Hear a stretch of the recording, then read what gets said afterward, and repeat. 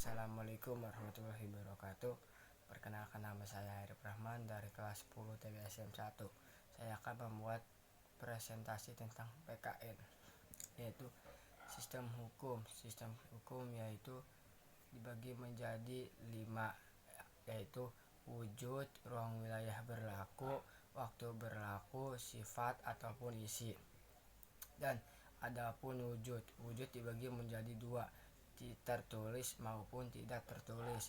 Ruang wilayah berlaku menjadi 3, yaitu lokal, nasional, internasional. Waktu berlaku dibagi menjadi 3 bagian, yaitu berlaku sekarang, lus kosti hukum, 2 berlaku masa yang akan datang, 3 hukum asasi atau alam. Sifat dibagi menjadi 3, yaitu memaksa, menopul, mencukupi semua. Isi dibagi menjadi 2, yaitu publik ataupun sifat. Nah, saya akan mempresentasikan tentang undang-undang, yaitu ketertiban masyarakat, penegak hukum atau pemerintah. Sistem hukum. Pengertian hukum. Hukum tertulis adalah hukum yang tidak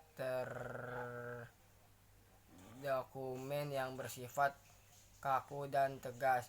Contoh: buku tatip angkatan 11, Undang-Undang Dasar 1945, 5 nilai. Hukum tidak tertulis adalah aturan yang berlaku di masa tarakat yang diwarisi secara turun-menurun dari generasi ke generasi. Contoh: sopan santun. Hukum lokal. Hukum lokal adalah hukum yang hanya berlaku di daerah tersebut dan tidak berlaku di daerah lain. Contoh: hukum cambuk. Hakikat bangsa dan negara. Pengertian bangsa berbentuk karena persamaan ras, bahasa, adat, istiadat, dan agama yang merupakan faktor pembedaan dengan bangsa yang lain. Faktor-faktor pembentukan bangsa berikut ini merupakan faktor penting bagi pembentukan bangsa Indonesia. 2. Persamaan asal keturunan, etnis atau suku. 3. Persamaan pola kebudayaan. 4. Persamaan tempat tinggal yang disebut dengan khas tanah air. 5. Persamaan sejarah. 6. Persamaan cita-cita. Contoh bangsa Indonesia yaitu keanekaragaman suku bangsa. Pengertian negara. Negara adalah organisasi manusia yang dalam suatu wilayah berada di bawah pemerintahan yang patuh terhadap pemerintah tersebut. Sifat negara. 1. Memaksa artinya memiliki kekuasaan untuk menyelenggarakan ketertiban dengan memakai kekerasan fisik secara ilegal. 2. Monopoli artinya memiliki hak untuk menetapkan semua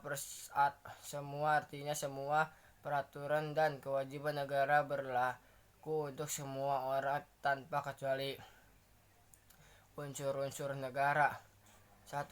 Penduduk yang tetap atau rakyat. 2. Wilayah.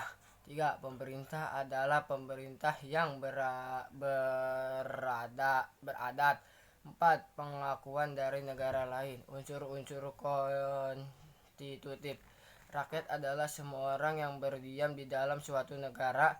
Rakyat terdiri dari 1. Penduduk, yaitu mereka yang bertinggal tetap di negara tersebut. 2. Bukan penduduk karena yang tinggal sementara tidak tetap. 3. Warga negara, yaitu mereka yang merupakan undang-undang diakui sebagai anggota dari negara. 4. Bukan warga negara, yaitu mereka yang mengakui negara lain sebagai negara wilayah suatu negara.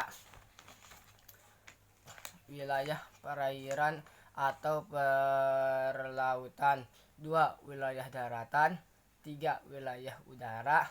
Pengakuan dari negara lain dibedakan berdasarkan DE 1 jure artinya